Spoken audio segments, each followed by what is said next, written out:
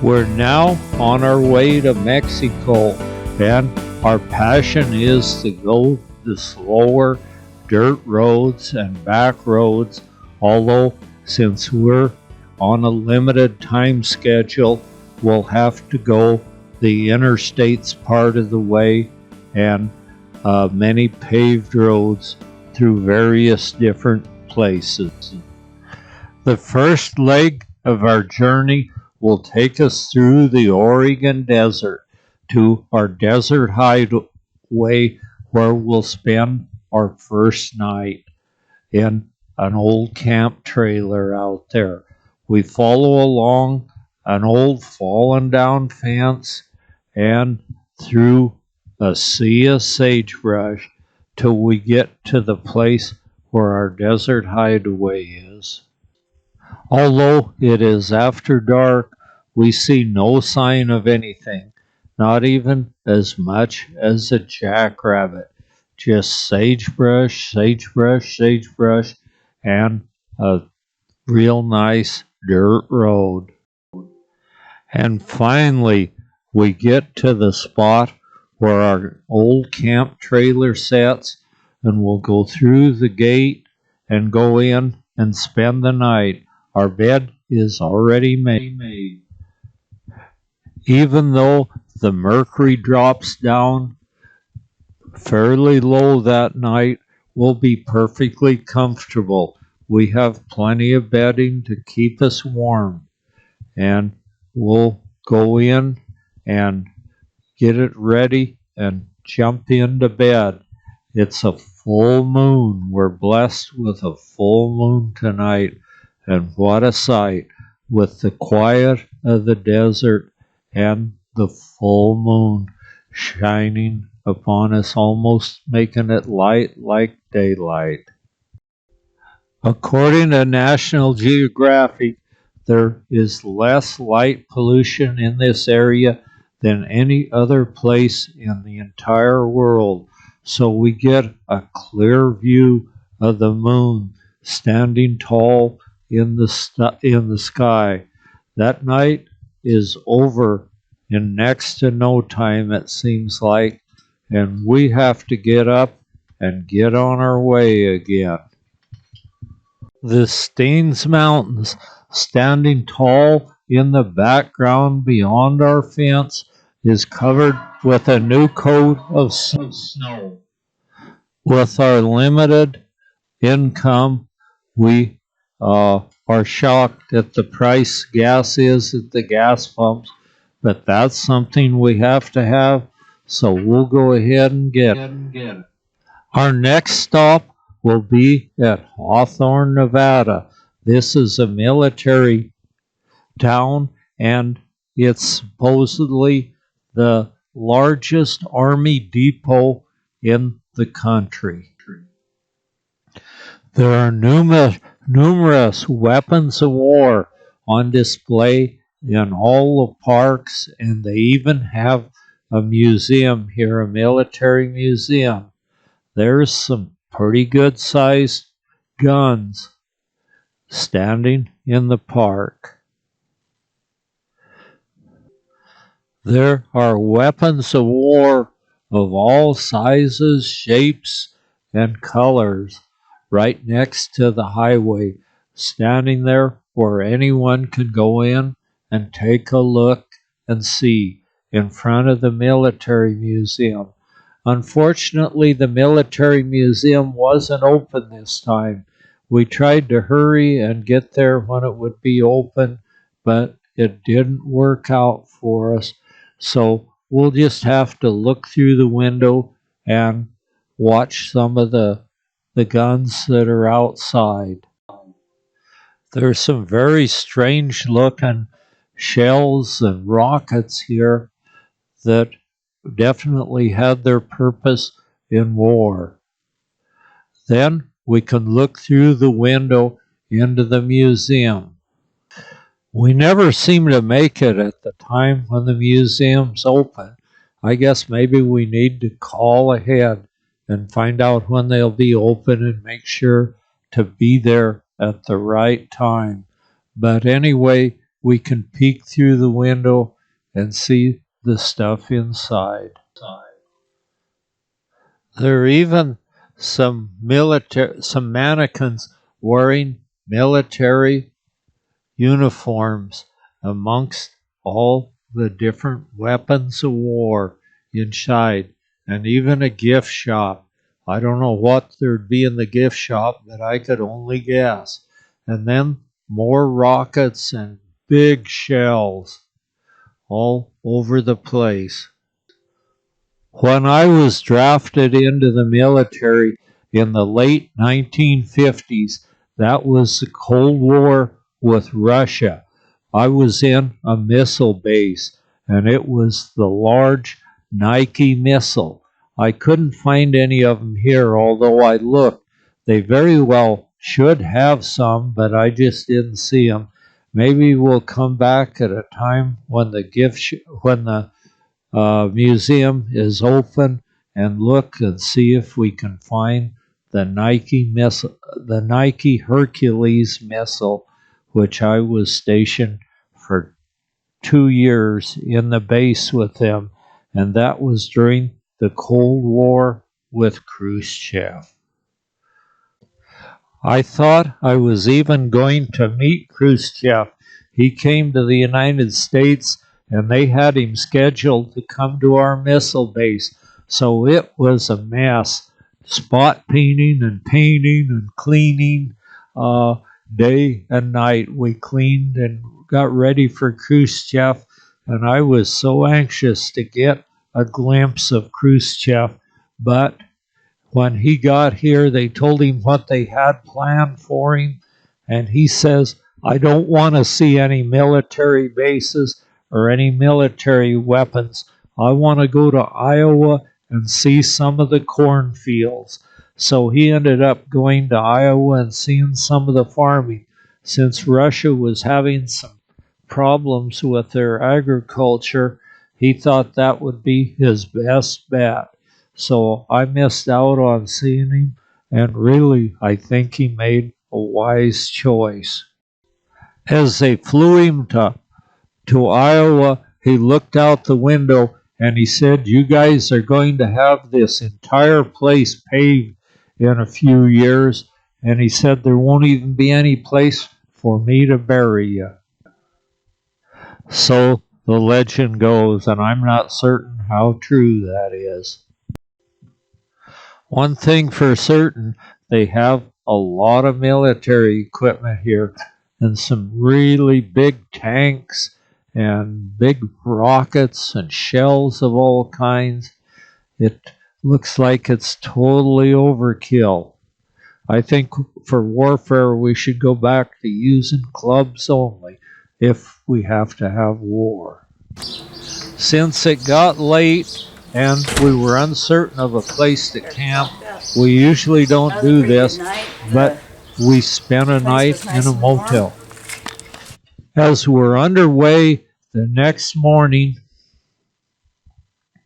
we go past all sorts of buildings that are built here to store their ammunition and all sorts of weapons of war, and a bunch, just rows and miles of underground bunkers out here. But we're heading south, so we just move along at a normal highway speed. Some of those are sort of cellars for storing all sorts of different ammunition, and there's even a railroad track here to carry the ammunition and bombs and stuff in and out of Hawthorne, Nevada. After a few minutes, we're on the open road where it runs straight and perfect down in front of us and comes to a point in front of us. And this land down here, we're beyond the military base, and this land is mainly used for just grazing a very few cattle each year. And at one time, this was a really busy mining district down through this part of Nevada, but now that's kind of gone away and there isn't as much mining happening here as there used to be. So most of the towns have died down here. In the far distance, we see some desert mountains capped with snow, just add some contrast and color to the horizon. As we push southward at a pretty good pace, the speed limit down through Nevada here is quite high. Some on the interstates it was like 80 miles an hour, but we're not in a hurry, and this isn't an interstate. I think it's 70 miles an hour, but we're going to take our time. The towns are far apart and very small out here, and most of them have died. So there's just all sorts of old abandoned buildings and half fallen down buildings with no one living in them as we move on southward. Since the mining is shut down, there's no reason much for people to be out here, just a few ranches with a few cattle, although this isn't super productive grazing land, but it does work. So the road goes to a point in front of us hour after hour as we move through Nevada heading southward. Then through some hilly terrain and on we move on a sort of a crooked road. Most of these places don't have bridges or culverts, they just have a dip in the road. And if you were to get there on one of those rare rainy storms, you would have to go through a little water if it gets high enough to run over. Then we're back in our world again. A nice dirt road that winds through the desert mountain and switchbacks down into a canyon where there'd been one time a lot of mining activity. The only problem with this was the big nuggets were too far and few between, but if you found one, they were really good quality and quite large. But like my uncle, who was a gold miner, said, there's just too much dirt mixed with that gold. The gold isn't that important to us. We're not looking for gold. We just enjoy seeing where the old miners were and driving the roads that the miners of yesteryear drove, and even seeing some of the diggings that they had down in the bottom of this canyon. There's another vehicle winding its way up out of the canyon in front of us. We meet right on a curve, but the road's plenty wide enough to get 'em all by. Switchback after switchback, we wind our way to the bottom of the canyon, hoping to see some of the evidence of the bygone mining era down in the bottom of this canyon. When we near the bottom, we start seeing the ruins of where many an old miner sweated and worked their hearts out to try to get some of that precious metal called gold.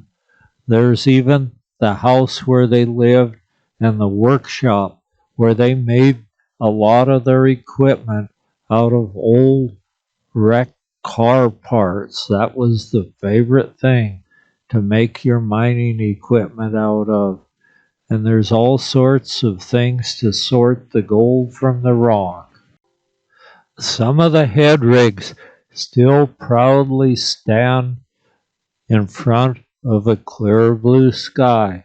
That's the rigs that were used to pull the ore and the rocks up from deep down in a hole in the earth. We go past where they lived and then on down, and there's still ruins, but this head rig has surrendered to time and the dry winds of the desert. For mile after mile, we steer our little vehicle southward through the desert canyons and desert roads. Wherever there's a little seep spring or a little stream, there'll be some brush growing along it. When we reach the higher altitudes, we start seeing the Joshua trees, which are a very slow-growing desert plant. They grow quite far apart, and the higher we get, the more of them we'll see. The environment these Joshua trees grow in is super hostile, lots of strong winds, and terrible, terrible hot heat during the summer, and they seem to thrive there, although they grow quite far distances apart, but they're really some beautiful little trees decorating the tops of the desert mountains in this area. We have to stop to take a closer look at these very, very special desert survivors. These Joshua trees are definitely a desert plant, and they grow quite far apart, each of them, and it takes them forever to grow.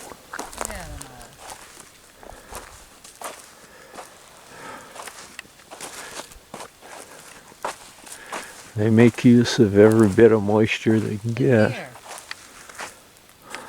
These are pretty close together.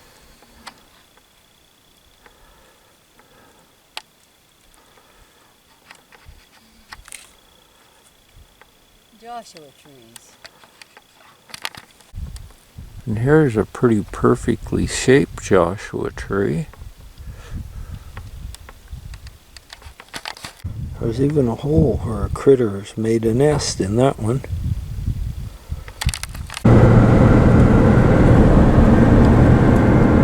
It's been quite a few days since we've been on pavement.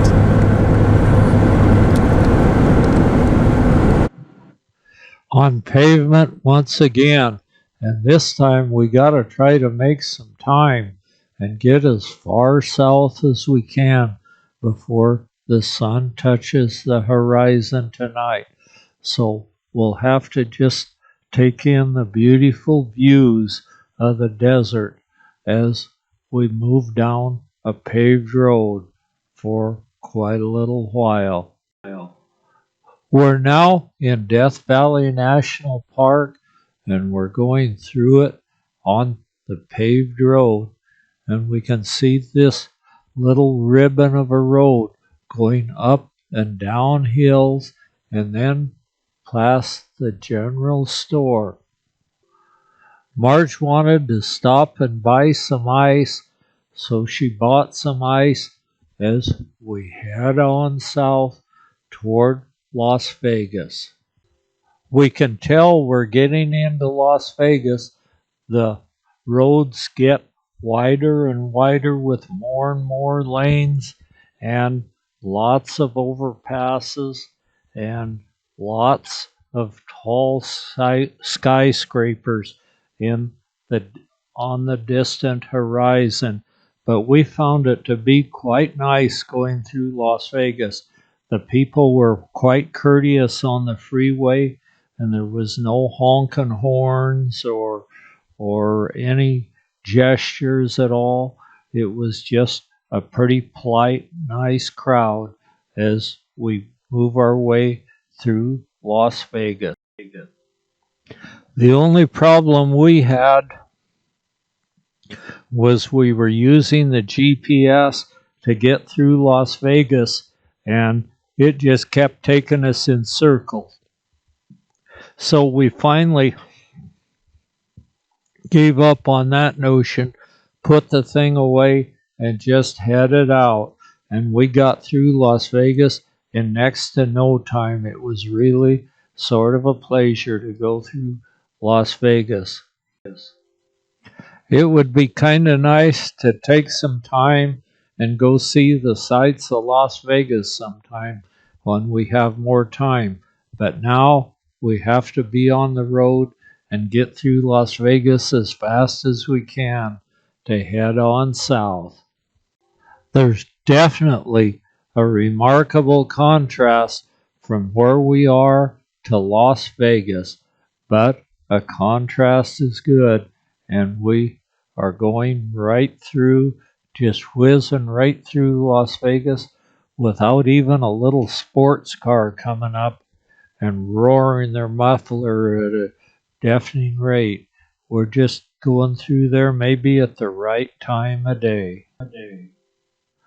It would be nice to go through Las Vegas and see the sights, but we don't have time this time, so we're on 95 South, just heading south as fast as we can through the city of Las Vegas. As soon as we're through Las Vegas, then the roads become more narrow and the scenery is once again sagebrush country as we steer our vehicle on south as the sun sets over the horizon. At the last light of day, the scenery changes in front of us again, and we see a lot of little pinnacles on the horizon with the sun setting in the background, and so we're getting close to Needles. There are all sorts of little pinnacles dotting the horizon as we move our way south. Most every hilltop has some of these little pinnacles on it. I just wonder if that's how Needles got its name. They might be the shape of needles. From Needles on southward, we see the horizon is once again changing. As we get close to the Imperial Valley, it's the great Imperial Sand Dunes, and people from all over Southern California come to ride their little machines that are built for sand dunes out in these dunes. It's a real big deal for these people. It's not that far from San Diego, so they come over with their little machines to ride, and some of these machines cost $35,000 and even more, but they can really whiz across the dunes. And this dune is still a live dunes, and we saw it a few times with sand actually drifting across the highway and piling high on the other side to make more dunes for these people to ride on. Then we see it. Some of the little machines running across the sand dunes like there's no tomorrow. Some of them even crash into one another on the dunes. You're supposed to have a flag sticking up high on the back so you can be seen roaring through the dunes. As we head on south, the dunes seem like they stretch out forever here, and this is all part of the sediment from the old Colorado River that used to run through here. There's even a little observatory up on top of one of the dunes where you go up and watch, I guess. Then we see a military convoy coming through with all sorts of trucks and more trucks and more trucks. I don't know where they're going or what they're doing, but they were sure buzzing through here.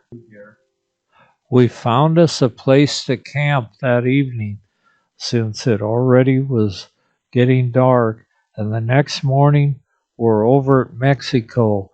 We go to the dentist and get our teeth cleaned, and I had a cap fixed on my teeth. Then we go to a little restaurant to have our dinner at a very, very reasonable price. She became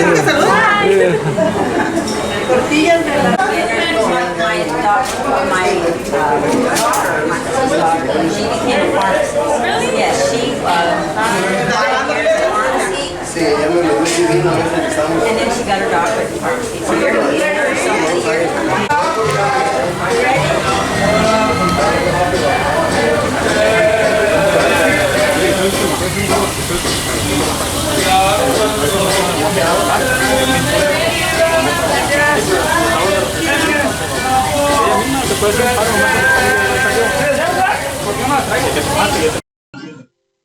We've been to this little restaurant a few times before, and every time you come here, they always remember you from the previous times you've been there, and even the lady remembered the table that Marge and I liked to sit at.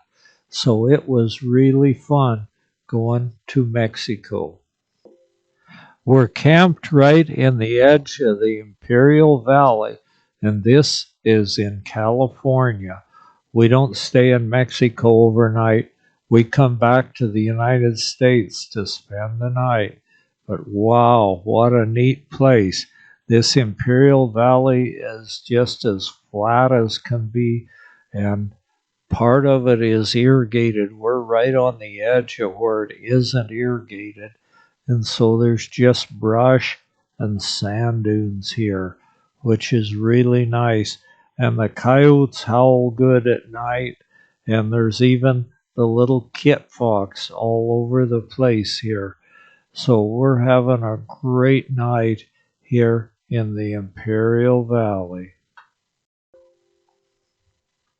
I had to have a new crown made, so we'll go back to our campsite, and the next morning we'll be back over to Mexico to get the crown put on.